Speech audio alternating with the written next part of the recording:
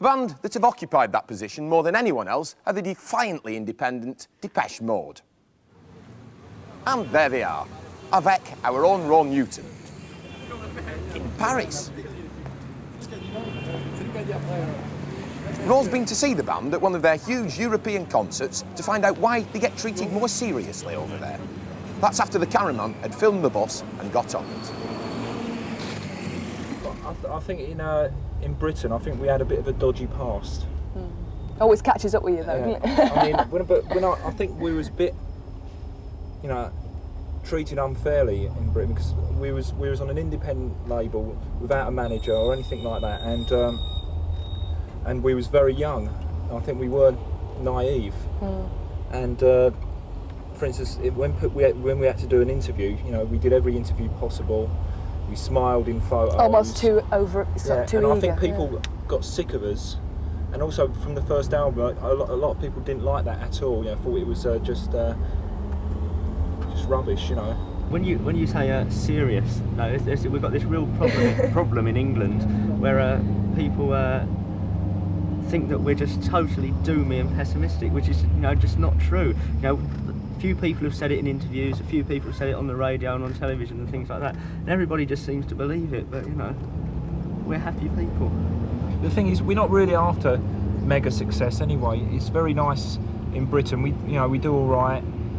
Our singles never get sort of top 5 or we've had top 5, but generally they don't go to number 1 and things like that. And it's just good, we can walk the streets, we can lead a perfectly normal life and just concentrate on making good music.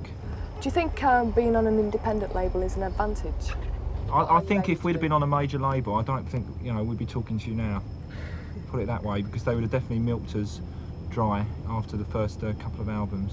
So you might not be here anymore. No, because the thing is, a lot of our singles that we've released in the past 3 or 4 years, I don't think a major label would have released at all.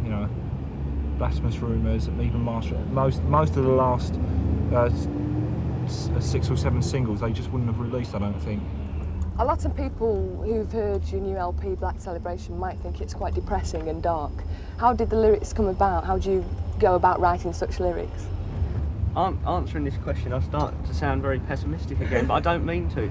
See, the majority of the music that's around is just falsely optimistic. I just try to be realistic. That's the trouble. And I write about things that are going on inside me and around me, and that's it. And people think that I'm being very pessimistic, but I'm not. What brought about this change of image to the black leather and all that kind of gear then? We used to wear leather right in the early days, I don't know if you remember, like Just Can't Get Enough and things like that. Yeah. And then we sort of went a bit, funny. I mean, and we're Depeche Mode. It's like Martin wearing dresses and things like that. People think, oh, well, obviously he's a bit pervy or something, but... I don't think it's pervy wearing dresses, necessarily. I wouldn't wear one.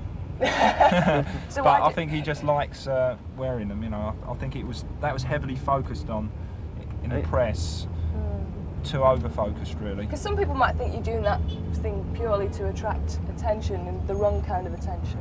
See, I did that for a while, and it did attract the wrong sort of attention. So I'm really playing it down at the moment. I'm going for this new masculine look. Can't you say that? Look, jeans. When we started as a band, I was 18, for instance, so obviously I was very young and fresh-faced, Still are. To make up. But, I think that people just take a long time to forget, in Britain, whereas in Europe, they tend to listen to the music more and realise that what we're doing is making good songs, and they buy it for that sole reason, especially in places like France and Germany. We have got a funny reputation in England, I think. There's a lot of people that might still be embarrassed to go and buy a Depeche Mode record. It's sort of the wimpy thing, isn't it? The wimpy from tag. the early days, and we'd be the first to admit that we've made a lot of mistakes over the years in the way we've presented ourselves, I think, and we think we're learning all the time and improving that all the time. But we've tried to never been too pretentious about anything, and we've always been very honest in the way that we've tried to present ourselves, and then the records that we make. We haven't tried to sort of prove ourselves by doing something totally that says that makes you a he-man or whatever. We're not sort of, that's something we haven't tried to do. So I suppose that's why a lot of people, as Al said, get embarrassed about going into a shop and buying a record. I think it's totally ridiculous, really. I mean, I think there should be, you know, if people gave us more of a chance, some people gave us more of a chance, I'm sure they'd get turned on to us. How do you get over the sort of visual side on stage? Because you know, apart from Dave, you're all stood there behind synthesizers. It can look quite boring. So how do you actually make it look interesting for the audience and exciting? We always try and go for quite an elaborate stage design with the lights and just the whole show, you know. And we've been using video screens on this tour as well to try and get the whole look of the thing across for the people right at the back. And Dave makes up for our kind of, you know, stationary. Well, that's not very. Thing is, like in this sort of, you know, this question always comes up. But the fact of the matter is that we're a very good live band, and far better than many of the other so-called good live bands that are around that I've been to see, and seen bands that have supposedly the live bands to go and see and been totally bored, you know. And if you, as you'll see tonight, and if you come to any Depeche Mode concert, it's a total party, and the whole audience join in, whether it be 5,000 people or 50,000 people, and there's never a dull moment. You know, I can't. I've been to see bands, guitar bands, for instance, that just stand for the whole gig as well. You know, I mean, I think a good gig is when you actually get an audience to participate with you and join in, and not let them feel that they have to just stand and look at you and look up at you as stars, sort of thing, and they can actually feel that they want to join in and dance around and go home feeling, well, you know, I had a really good night tonight, you know.